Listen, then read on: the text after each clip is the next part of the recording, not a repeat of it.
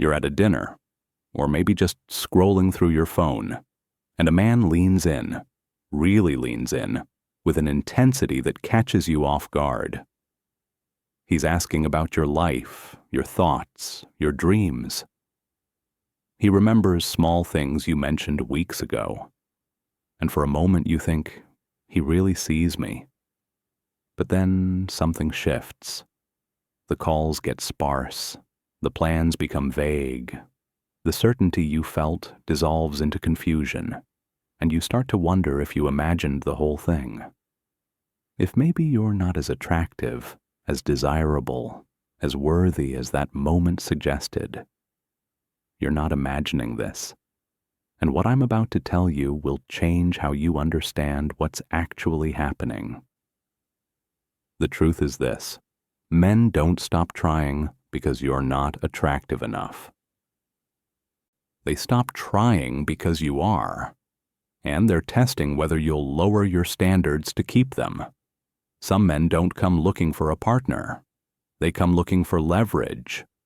They come to take what you'll freely give without ever giving back. And yes, I know that sounds dark.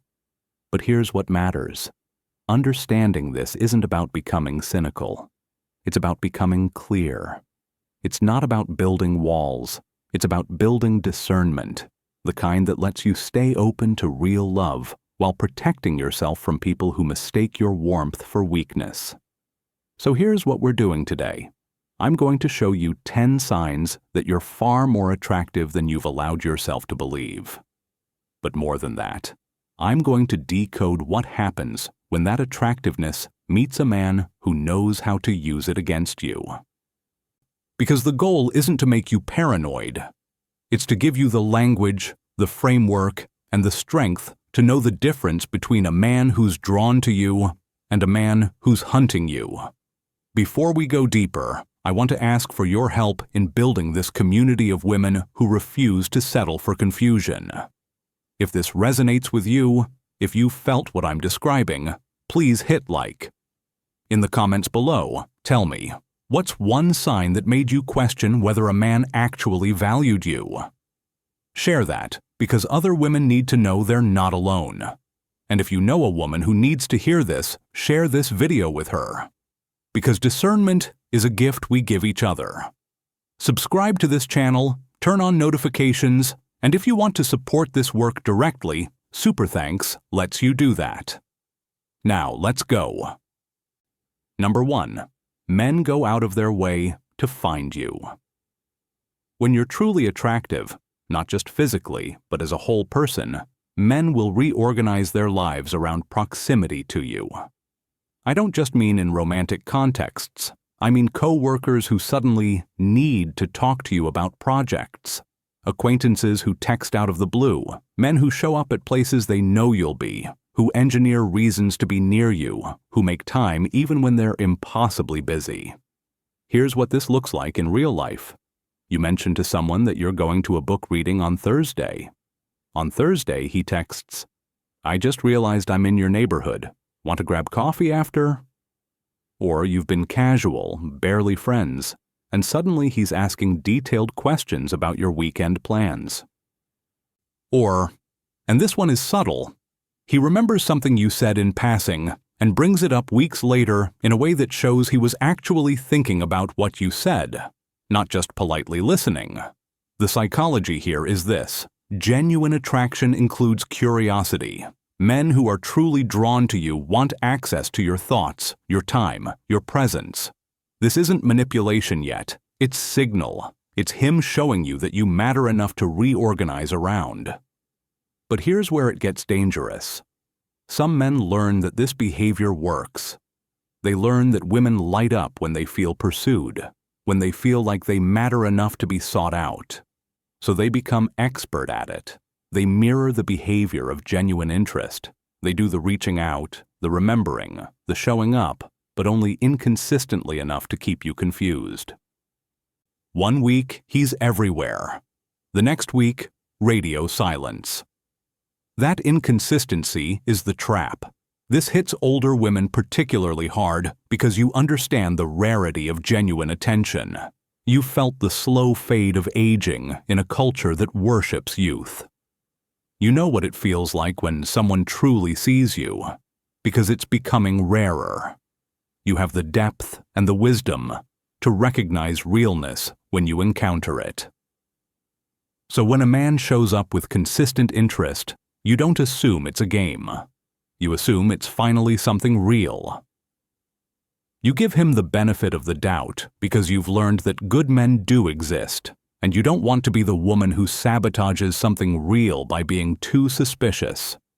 You value peace over drama, so you don't interrogate his absence. You're loyal, so you give him space to be busy. And that's precisely what he's counting on. So here's what you do. Pay attention to the pattern, not the moment. One text doesn't mean anything. One time finding you somewhere isn't evidence. But consistent reorganization of his schedule around you across weeks, shown through both big gestures and small ones, that's signal. Test it gently. Stop making yourself available at your usual times. See if he adjusts or disappears. A man who genuinely values you will create new opportunities. A man who's just playing the game will move on to someone more convenient. And here's what matters. Neither outcome is a reflection of your attractiveness. It's a reflection of his integrity. You are attractive enough. The question isn't whether he wants you. The question is whether he wants to show up for you, consistently, across time. That's the only yes that matters. This doesn't mean you're foolish for believing him when he showed interest. It means someone was leveraging your goodness, your hope, your beautiful willingness to believe in the possibility of real connection. Number 2, strangers, even ones who have no reason to, try to connect with you. You'll notice this if you pay attention. The barista who remembers your order and asks about your day. The neighbor you barely know who stops you to talk. A stranger at the grocery store who strikes up a conversation that feels surprisingly personal. People are drawn to something in you. Here's the real-life version. You're alone, waiting for something. Maybe an appointment, maybe a flight. And someone sits next to you and within minutes is sharing something vulnerable. Or you're new to a place, and people seem to go out of their way to include you, to make sure you're not lonely, to know your story. Or you notice that people tell you things. They confess. They open up. They treat you like someone who can be trusted with the real version of them, not the performed version. What's happening here is that you read as safe. Safe doesn't mean weak. Safe means you have a quality of presence, of listening, of not judging, that makes people feel permitted to be themselves. This is an enormous form of attractiveness. It's charisma of a particular kind, the kind that builds connection, loyalty, and intimacy. Men respond to this. They respond to the fact that you can be in a room and people naturally gravitate toward you, not because you're performing or competing, but because you're genuinely there.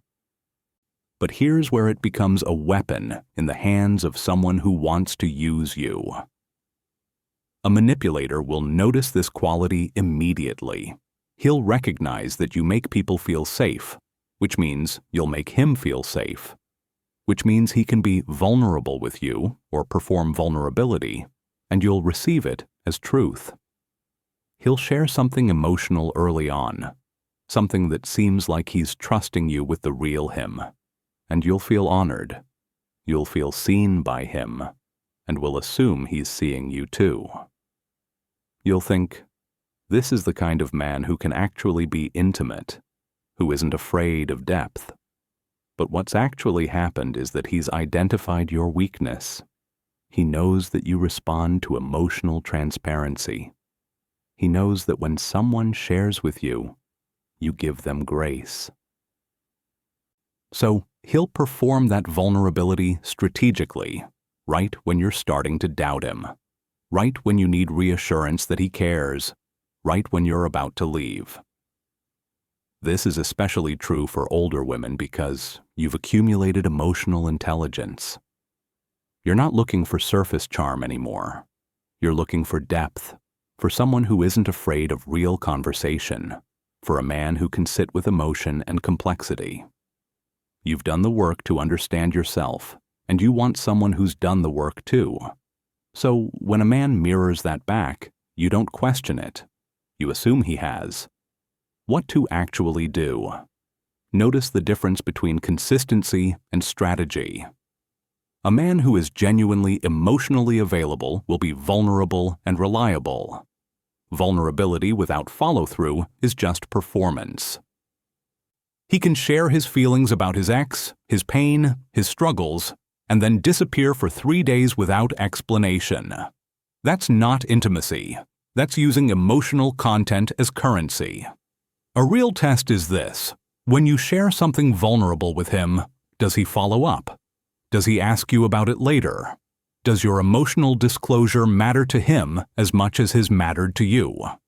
Or does he move on and wait for the next moment when he needs you to feel safe enough to absorb his needs? If it's one-directional, you're not in intimacy.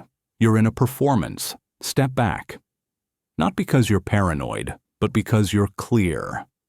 This doesn't mean you're too trusting. It means someone was counting on your beautiful capacity to see the good in people. Number 3, men test your boundaries early and often. This is the one that most older women miss because it's happening in real time, and you're busy believing the narrative that's being presented to you. Here's what it looks like. He does something slightly off, slightly disrespectful, or slightly demanding. You object gently.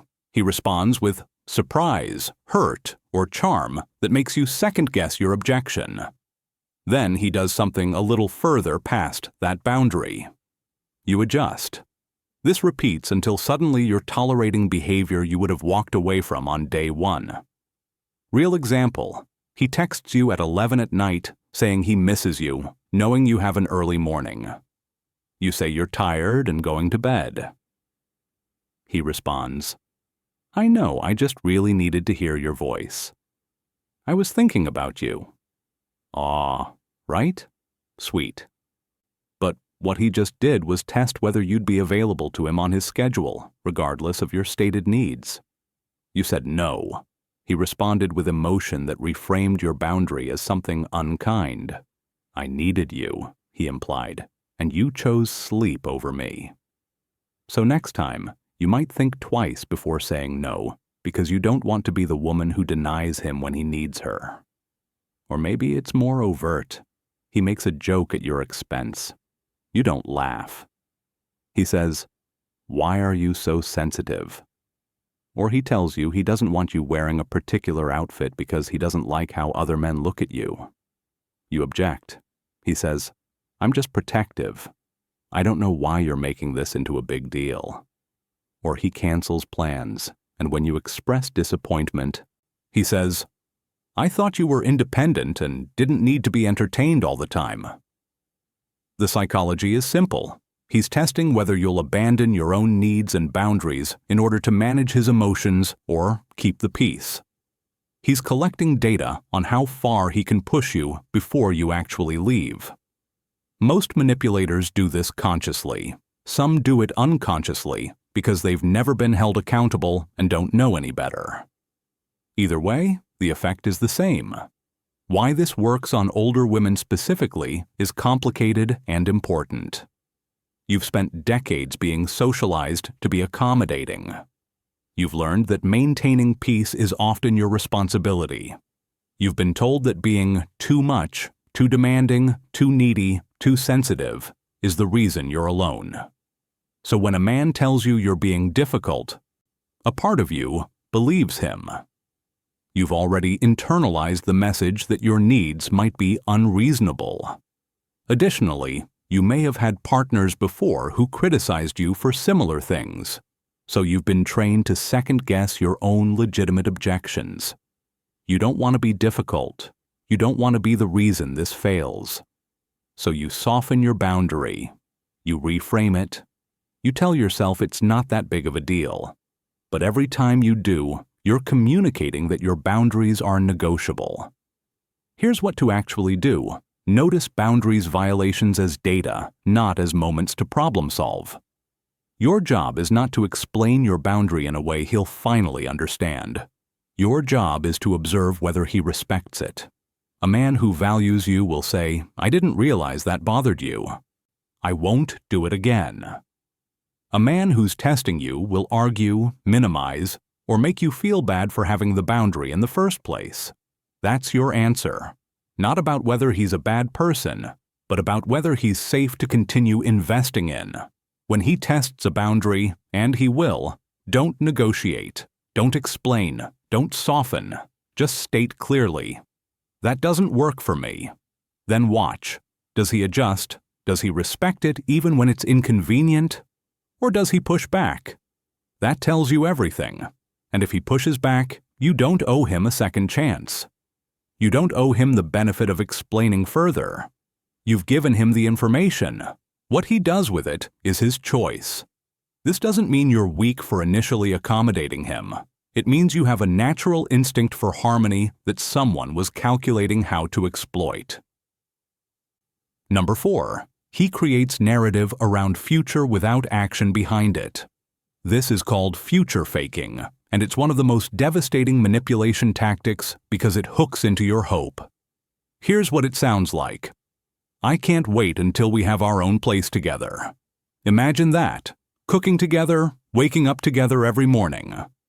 Or, "I'm going to take you to Paris. I've been saving." Or, "I want to marry you, but I just need to get my life together first." He paints pictures. He's detailed. He sounds certain. He makes you see a future, and the seeing becomes a form of bonding. You're not just dating him. You're building a life in your imagination together. But, and here's where you have to stay alert, there's no movement toward any of it.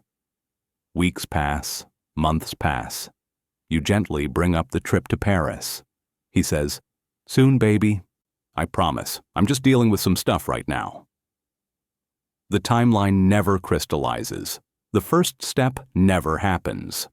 You're living in the future he described while he's living in the present, enjoying your company without any of the commitment or effort that future would require.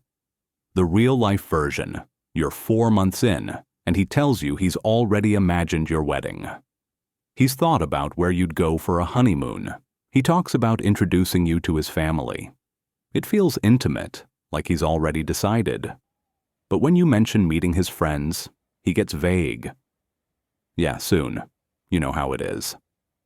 When you ask directly about exclusivity or moving forward in a concrete way, he says, "Why do we need labels? Can't we just enjoy what we have?" He gives you the emotional experience of a future without any of the vulnerability or commitment that making a future requires. Why this hooks older women is because you understand scarcity. You know that meeting someone who talks about the future with you is rare. You've had relationships that were purely present tense, never going anywhere, never building toward anything. So when someone paints a picture of a shared future, it feels like progress. It feels like he's serious about you. You confuse the narrative with commitment. You start organizing your own life around this future that he's described but not built. You make choices. Maybe you don't pursue your own opportunities because they might interfere with his timeline. Or you start imagining your life around his. Or you give him grace around not meeting friends or being exclusive because, in your imagination, you're already building something bigger. But he's not. He's describing something that requires nothing from him in this moment. Here's what you actually do. Demand action. Not harshly, not in a way that feels like testing, but clearly, when he talks about a future, ask, "What's the first step?" If he doesn't have an answer, if the answer is vague, or if weeks pass without movement, you have your information. A man who means what he says will show you through action. He'll buy the ticket. He'll introduce you. He'll have a conversation about what comes next. He won't just paint pictures. Pay attention to the gap between his words and his behavior. The gap is where he's hiding the truth, that he's enjoying you in the present without ever intending to give you the future he's describing. Also, notice, does he ask about your future? Does he want to be part of it? Or is it all him painting scenarios and you providing the audience? Real partnership includes building towards something together, which means discussing your dreams too, not just his. This doesn't mean you're foolish for believing him.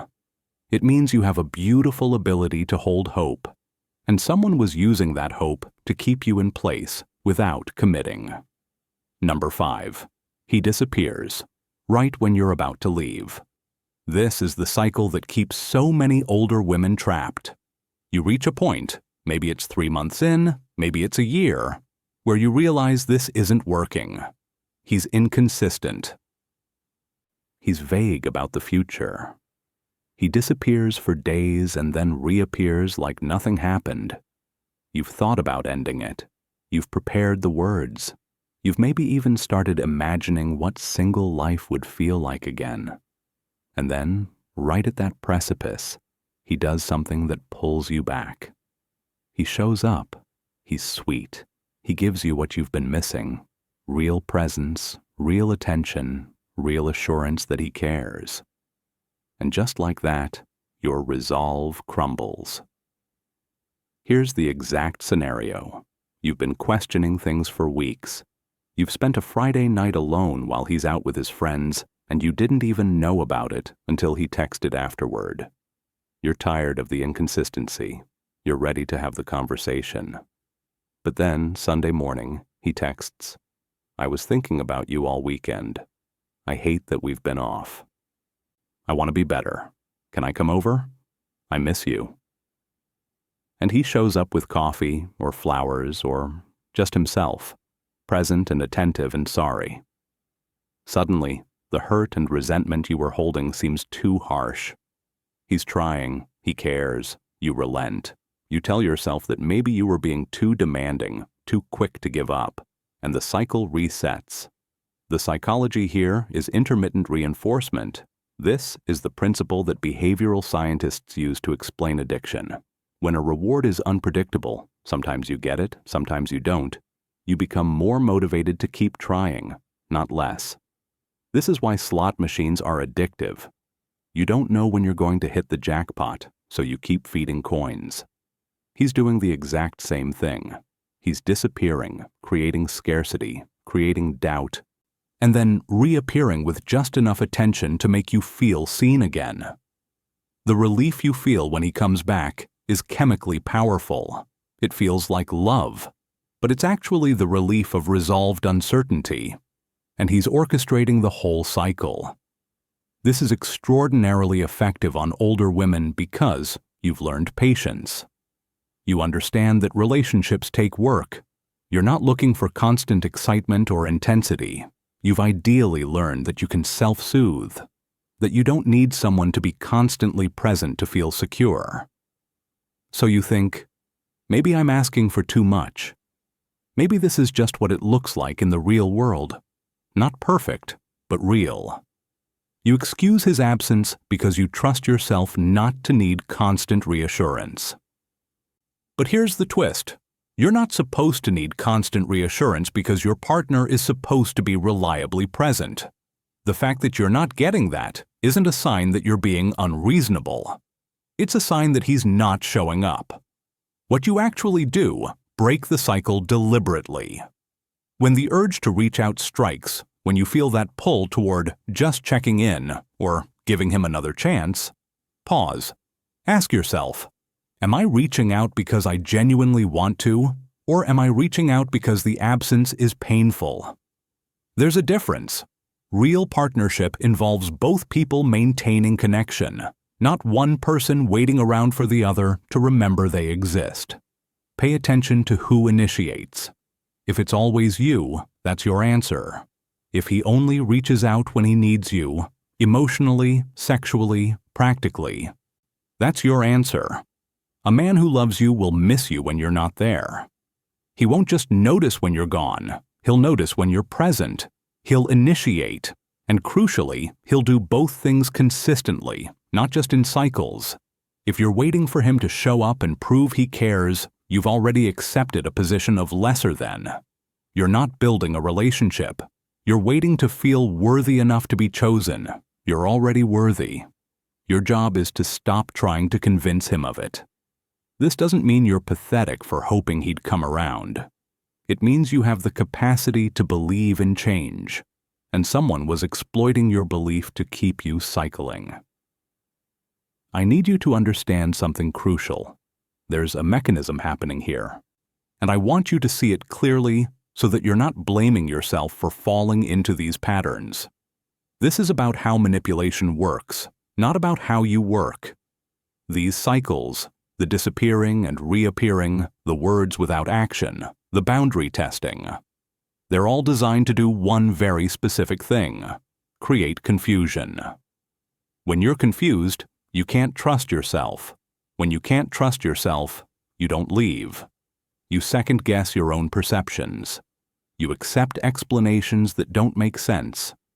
You wait for clarity that never comes because clarity is the one thing he cannot afford to give you. The moment you understand what's happening, you leave. So he maintains confusion. He's hot one day and cold the next. He tells you he loves you and then disappears for a week. He says he wants a future and does nothing to build one. The contradiction is the point. It keeps you destabilized, seeking answers, trying to figure out what you did wrong or what you can do differently to make him consistent. And while you're doing that work, he's comfortable. He has access to your time, your body, your emotional energy, your hope. He doesn't have to give anything back because you're too busy trying to solve the puzzle of his inconsistency. This isn't about blaming you for not seeing it sooner. This is about awareness. You're not broken for wanting to believe him. You're human. You're not broken for trying harder when someone pulls away. You're loyal. You're not broken for hoping that if you just understand him better, everything will make sense. You're compassionate. These are beautiful things. But they're also things that someone without integrity can use against you. That's not a reflection of your weakness. It's a reflection of his calculation. Real love doesn't punish you for asking for clarity. Real love doesn't create the conditions where you have to constantly question whether you're being paranoid or reasonable. Real love is consistent. Real love is reliable. Real love says what it means and does what it says. Now let's continue, because there are more signs to decode, and you need the full picture. Number 6. His promises come with built-in excuses. When he makes a commitment, there's always a caveat. It's subtle, but it's there. I'll call you tomorrow, assuming I'm not too swamped at work. Or, I want to take you to dinner next week, if my ex doesn't have the kids. Or, I love spending time with you, but you know how complicated my schedule is. The promise and the excuse arrive in the same breath. He's not lying. He's just building himself an escape route before he even makes the commitment. What this looks like in real time, you're planning something together. He agrees. But then the day approaches, and suddenly there's a problem. He forgot he had something else. His friend is going through something and needs him. He's exhausted from work and might need to cancel. He's not a bad person. He's just dealing with a lot. You understand, because life is complicated, especially for people in transition, especially for men who are not great with logistics or not really planners. But here's what you might be missing. A man who genuinely wants to see you will protect that time. He won't make the commitment with an asterisk. He won't do it while already thinking of ways out. Why this is effective on older women is because you've lived long enough to know that life is genuinely complicated. You've had responsibilities that conflicted with romantic plans. You've understood the weight of competing obligations. So when he talks about his competing demands, you're sympathetic. You don't think he's making excuses. You think he's being realistic. But there's a difference between acknowledging complexity and using it as a permanent justification for unreliability. A man who cares will say, "My schedule is complicated, and I want to protect time for you anyway. Let me be clear about what I can commit to." That's different. That's honesty plus intention. The other version, the excuse built into the promise, is him keeping his options open. It's him wanting credit for the commitment without the obligation of following through. Here's what you do. Trust the pattern over the intention. One canceled plan doesn't mean anything, but a pattern of promises that require excusing demonstrates a choice. He's choosing to make the commitment in a way that won't constrain him. The promise isn't really a promise. It's an offer that expires the moment something more convenient shows up. This is especially important to notice around big things: family introductions, commitment milestones, meeting your friends. If he's consistently promising these things, but the conditions for following through never quite materialize, you're not missing an opportunity to be more understanding. You're accepting a position where you're always adjusting to his limitations. Real partnership means both people prioritizing each other within the reality of their lives. That's not the same as making promises with escape hatches. This doesn't mean you're foolish for taking him at his word. It means you have an assumption that people mean what they say, and someone was counting on you believing them despite evidence otherwise. Number 7. He redefines your concerns as jealousy or insecurity. You bring up something he did, something that bothered you, and instead of hearing you, he reframes it. You're just jealous. You're insecure. Why are you always so paranoid? Or he flips it. I thought you were confident. I thought you didn't need constant reassurance. What was a valid concern about his behavior becomes, in his telling, a character flaw in you. This happens when you ask why he's been texting his ex, or when you express discomfort with how much time he spends out without including you, or when you ask for more consistency. Your concerns are reasonable, but he doesn't respond to the concern. He responds to the person having it. He makes the problem about your emotions, not his behavior. Why are you like this? Becomes the conversation instead of, here's what I did and why you might have a right to question it. The real-life version. You notice he's been distant lately. You bring it up gently. He says, "You're always looking for problems that don't exist. This is why things don't work out for you. You sabotage good things." Or you ask him about his whereabouts when he was vague, and he responds, "I can't believe you don't trust me. I feel like you think I'm a bad person." Now he's the one hurt. Now you're the one who has to apologize for making him feel bad. The conversation that started with your discomfort ends with you comforting him about the discomfort you created by having concerns. That's the redirect. Why this is so effective with older women is because you've likely been on the receiving end of this before. You might have been told you were too needy in previous relationships, or too sensitive, or that you couldn't handle a certain kind of relationship. So when he uses this language, it lands differently. It triggers old wounds. You're already a little suspicious of your own perceptions because you've been told before that they're skewed. You don't want to be that woman, the paranoid one, the jealous one, the insecure one. So you believe him. You soften your stance. You apologize for questioning him. And what you've just learned is that bringing up concerns is too costly. It makes you the bad guy, so you stop bringing them up. You internalize them. You learn to doubt yourself instead of doubting him. What you actually do, observe whether he ever takes accountability. Does he ever say, "You're right, I was distant," or "I understand why that upset you"? Or does it always come back to your emotional state being the problem? Real partnership includes both people being able to hear concerns without becoming defensive. It's okay to feel defensive. It's human. But then, you move through it and address the actual behavior. A man who cares about you doesn't stay stuck in "you're too sensitive." He listens, he adjusts, and he prevents the behavior that triggered you in the first place.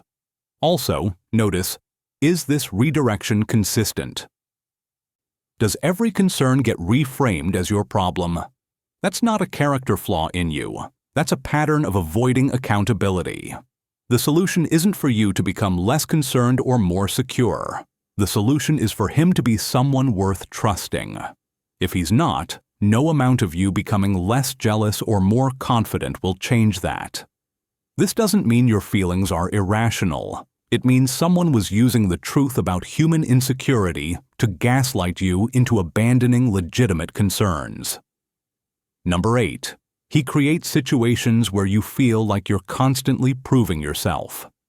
This is more subtle than the others, but it's devastating.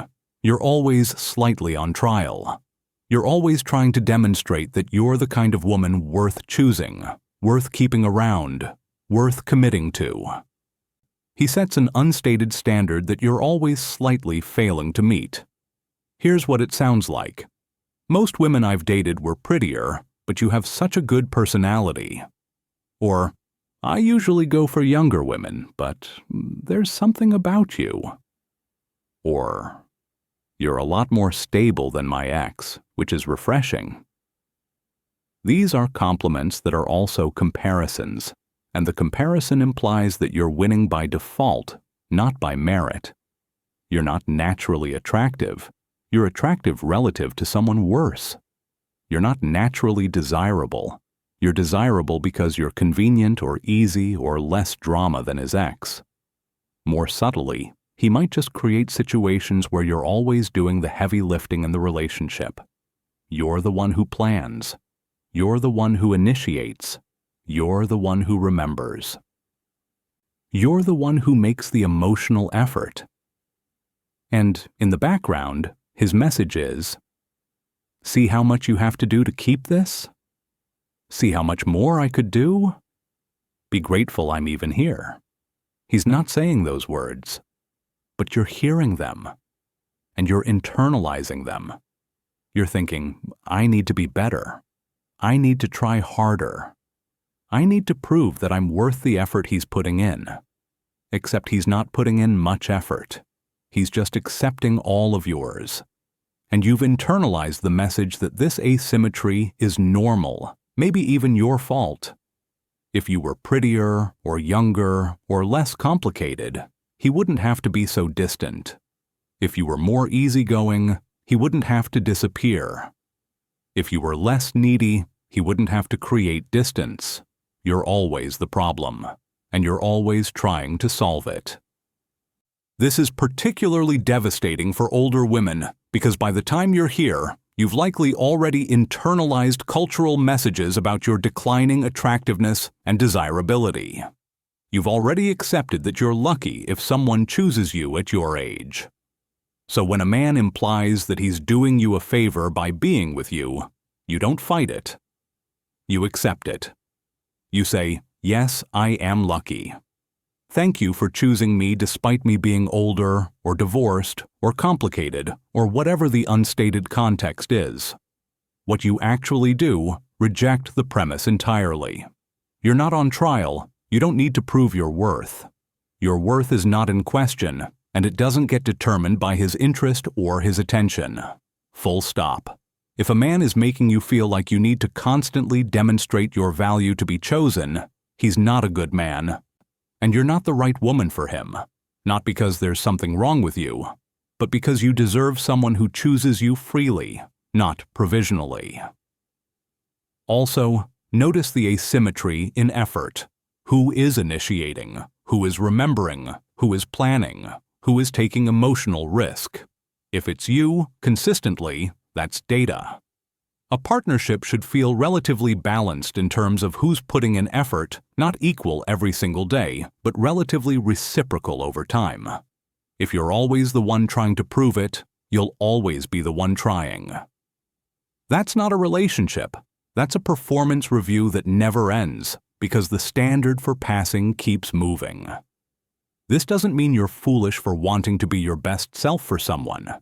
It means someone was using your beautiful drive to improve as a tool to keep you unstable and trying. Number 9. He withholds information and calls it privacy.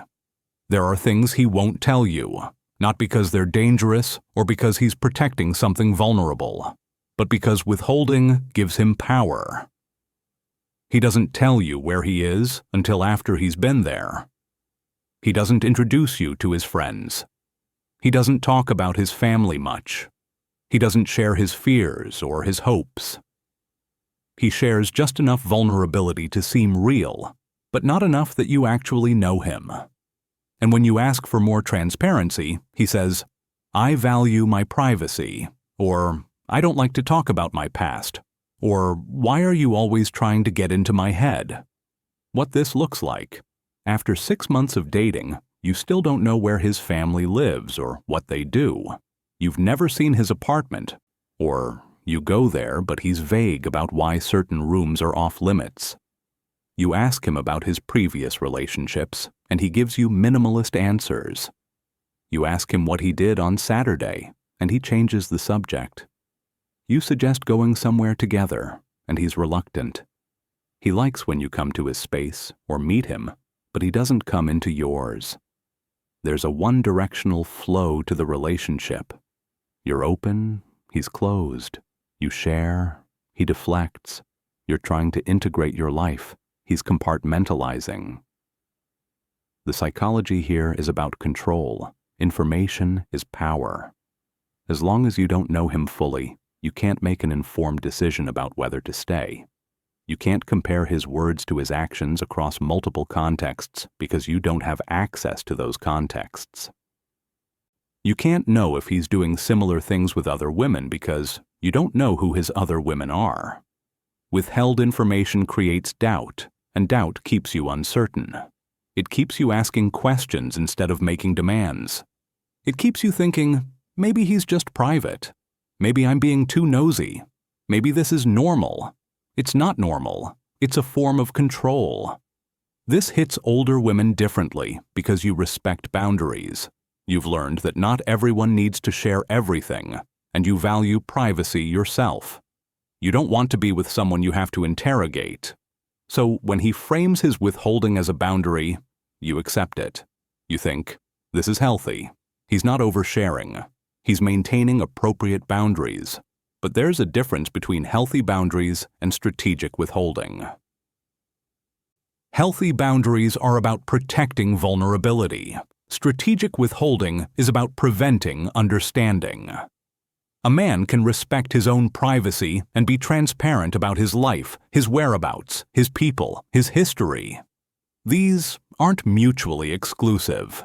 If he's choosing to keep you in the dark about basic things, he's choosing something. And what he's choosing is to maintain an advantage.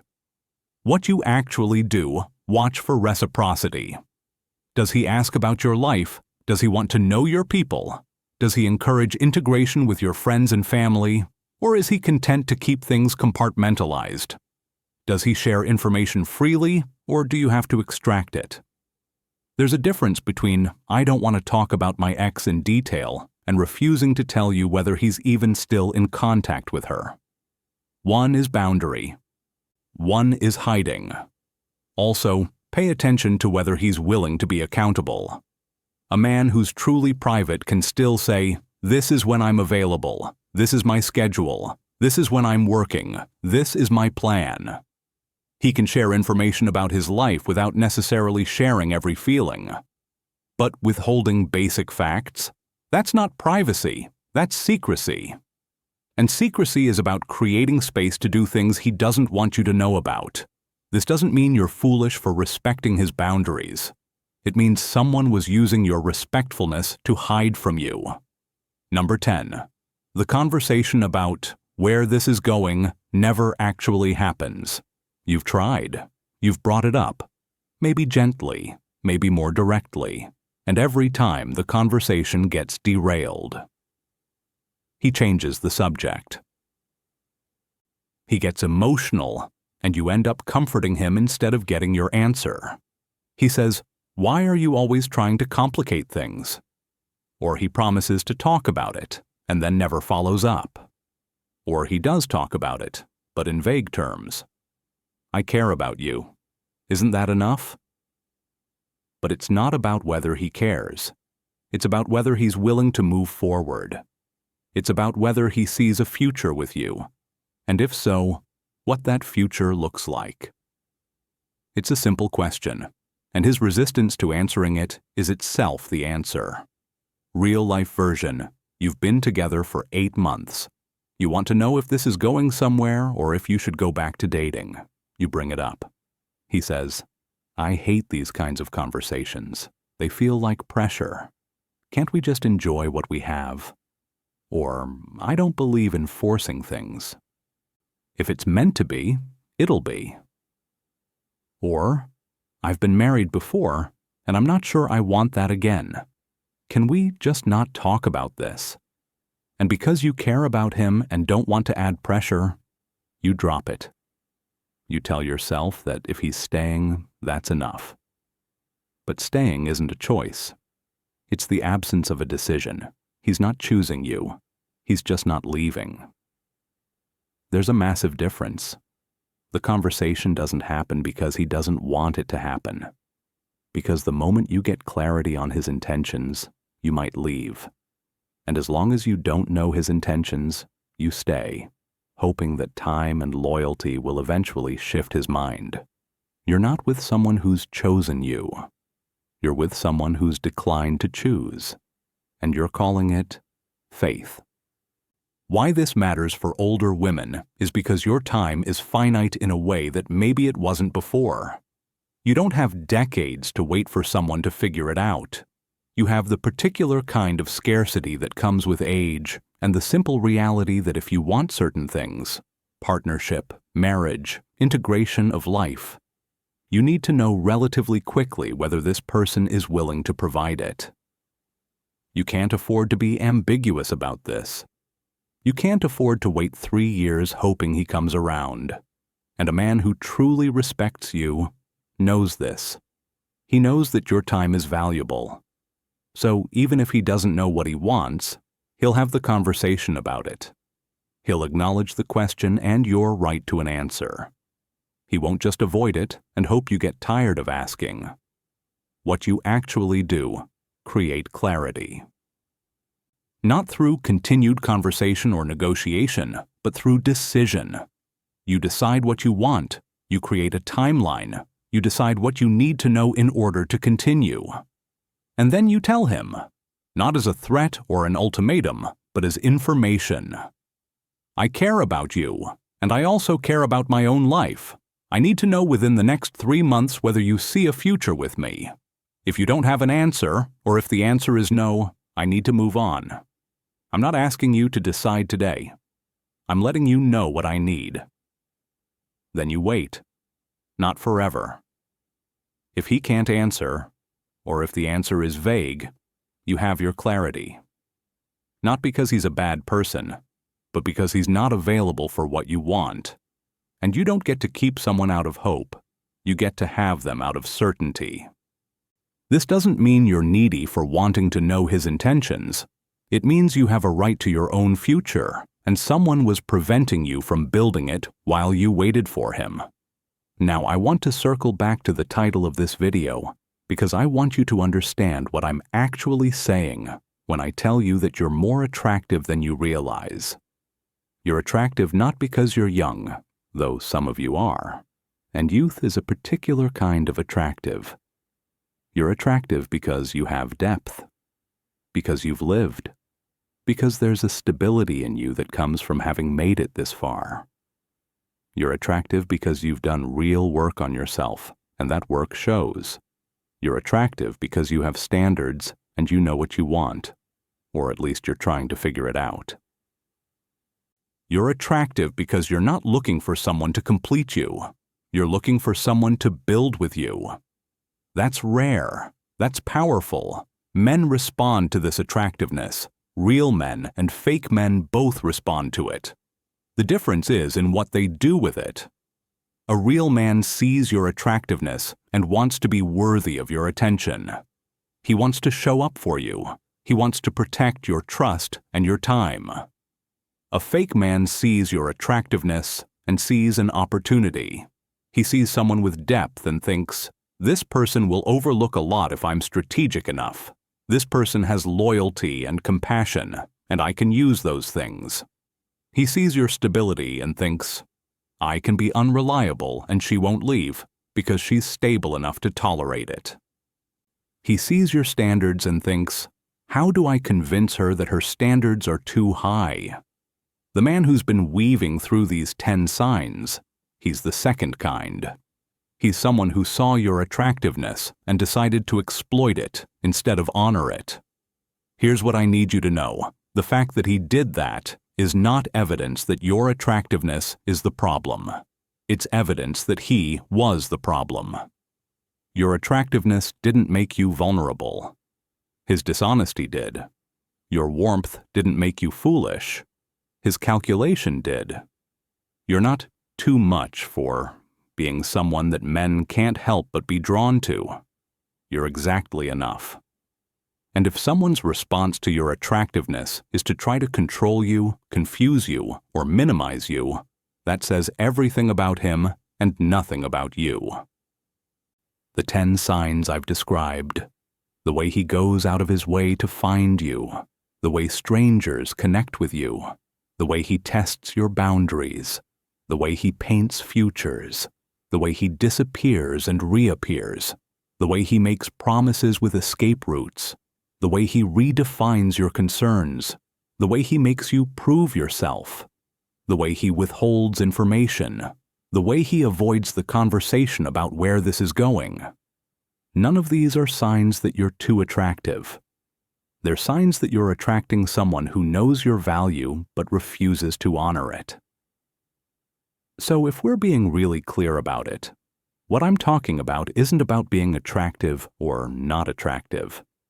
It's about recognizing when someone's attracted to you for the wrong reasons. It's about understanding that attraction without integrity is dangerous. And it's about learning the difference between a man who's drawn to you and a man who's hunting you. Discernment is noticing that last one.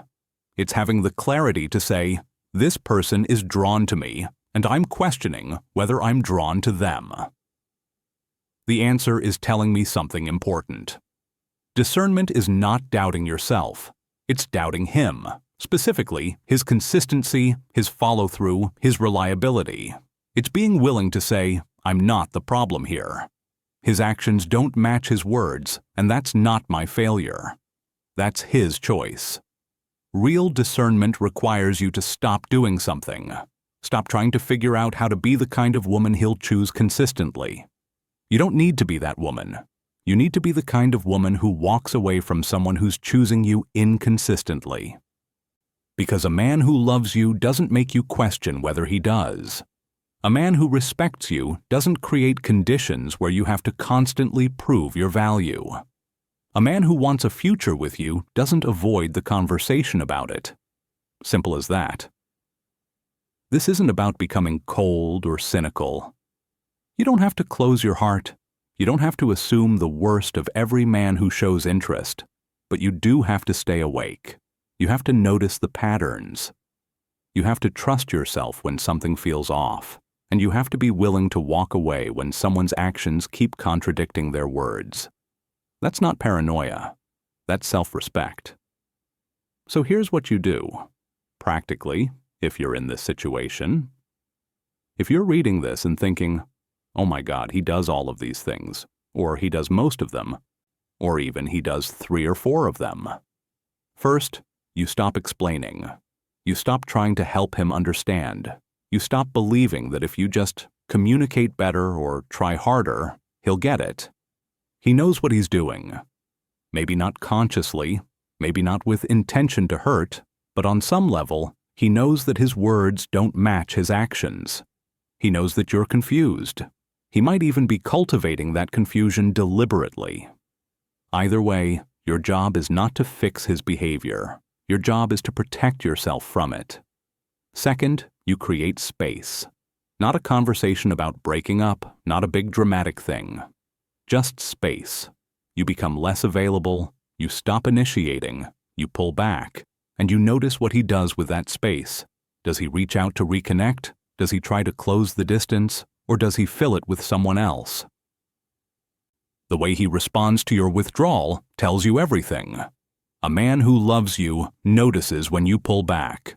A man who's using you waits to see if you'll come back around. Third, you decide. Based on what you observe, not based on what he tells you, you decide whether this is someone you want to keep investing in. Not whether he's a good person, not whether he could change, just whether he's someone you want to spend your time with right now, as he is. If the answer is no, you tell him. Not to punish him, not to teach him a lesson, but because your time is valuable and you don't get to waste it. You say something like, "I care about you, and I've realized we want different things. I need consistency, and I don't think you're able to give that right now. So I'm stepping back." And then you step back. You don't wait for him to change. You don't soften the boundary. You don't reopen it when he reaches out with an apology or a promise. You just leave. Fourth, you do the real work. The work isn't with him, it's with yourself. It's understanding why you stayed as long as you did. It's looking at the places where you've been socialized to lower your standards, accept inconsistency, or believe that love requires suffering. It's healing whatever made you vulnerable to someone like this in the first place. And it's building a life that doesn't need him to feel full. Because here's the truth. The moment you do that, your attractiveness changes. Not because you become less attractive, but because you become less accessible to people who are trying to use you. You become selective. You become clear. You become someone who a real man would have to actually show up for, instead of someone he can string along because you're already here. Let me be very clear about something, because this matters more than anything else I've said. The fact that you were drawn to this man doesn't mean you have bad judgment. The fact that you stayed longer than you should have doesn't mean you have a character flaw. The fact that you wanted to believe him doesn't mean you're foolish. It means you're human. It means you had hope. It means you were generous with your faith and your time. Those are beautiful things. The problem isn't you. The problem is that someone took those beautiful things and used them against you. And here's what I really need you to know. If this is your story right now, it's not too late. Your time isn't wasted, even if it feels like it is. Every moment you spent with someone who taught you what you don't want anymore is information. Every pattern you recognized in reading this video is clarity. Every moment you're sitting with the discomfort of, "This is what was happening," is the beginning of your way out. You're not too old to start over. You're not too damaged to be loved well. You're not too much, too needy, too sensitive, or too damaged. You're exactly who you're supposed to be. The question isn't whether you can be loved. The question is whether you're willing to walk away from someone who's not actually offering it. Your time matters. Your peace matters. Your standards matter. Your intuition matters. And if it's telling you something is wrong, it is. You don't need his permission to leave. You don't need him to understand it. You don't need him to agree that the relationship wasn't working. You just need to decide that you matter more than the fear of starting over. And then you need to walk. How to actually move forward. I know that what I've described here is painful. I know that if you're in this situation right now, you're probably feeling something heavy. Recognition, grief, anger, shame, or all of it at once. That's okay. Sit with it. Don't rush past it, and then, very gently, start moving. Start by liking this video if it landed for you. It helps other women find this, and other women need it. Comment below.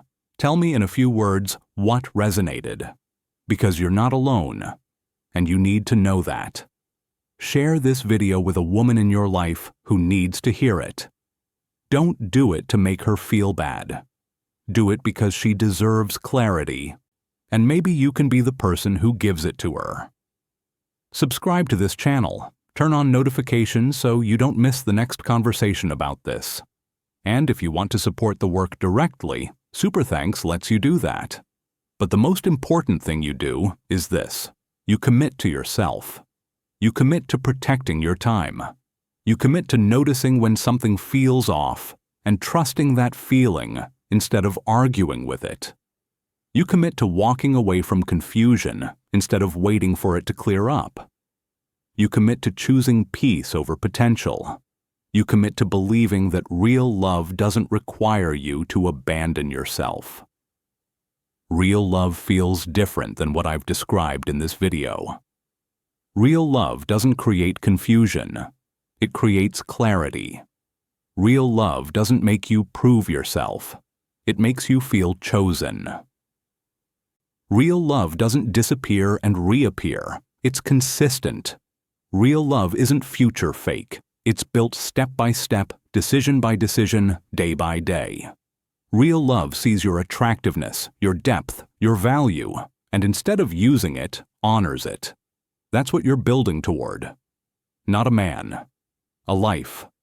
A life where you're not waiting for someone to finally see your value. You already see it. A life where you're not trying to figure out how to be the kind of woman someone will choose. You're being the kind of woman who chooses herself first. A life where your time is spent on people and things that are actually worth your time. That's the life you're moving toward the moment you step away from someone who's not honoring you. You have everything you need: your intuition, your standards, your worth, your capacity to walk away. These are already in you. The only thing left is to trust them. I'll see you next video.